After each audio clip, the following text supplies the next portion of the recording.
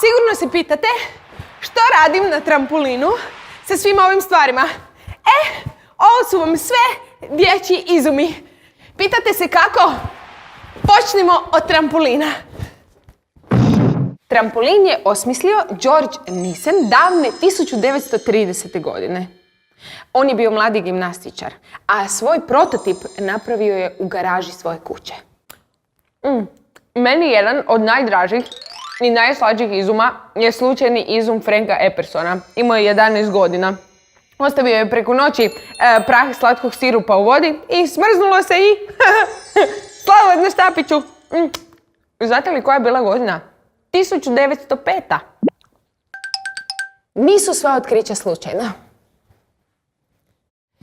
Chester Greenwood sa svojih 15 godina, daleke 1873. godine, došao je do ove genijalne ideje. Bavio se klizanjem i imao je problema s ušima, to jest bilo mu je stalno hladno.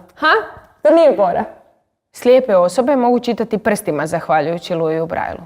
Kao 3-godišnji dječak oslijepio je, a sa 12 godina je načuo priču o tome kako vojnici komuniciraju na ratištu preko noćnog pisanja. Nakon 2 godine prilagodio je to pismo i osmislio je sistem od 6 točaka koji se dan danas koristi.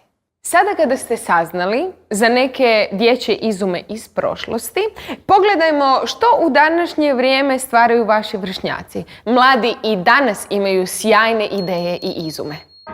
Ocean Cleanup sustav za čišćenje oceana osmislio je Bojan Slat, 19-godišnjak hrvatskih korijena. Za problem plastičnog otpada u moru postao je svjestan kada je sa razredom posjetio Grčku. Kako kaže, dok je ronio, vidio je više plastičnih vrećica nego riba.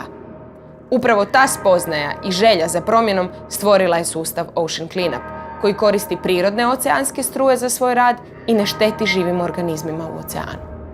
Jack Andraka zainteresirao se za rak gušterače nakon što je njegov bliski prijatelj umro od te bolesti. Na početku istraživanja bio je dječak koji nije ni znao da u tijelu ima gušteraču, ali zahvaljujući internetu, Googleu i Wikipediji, te naravno njegovom predanom radu u laboratoriju, razvio je papirnati senzor koji može pomoći oboljelima.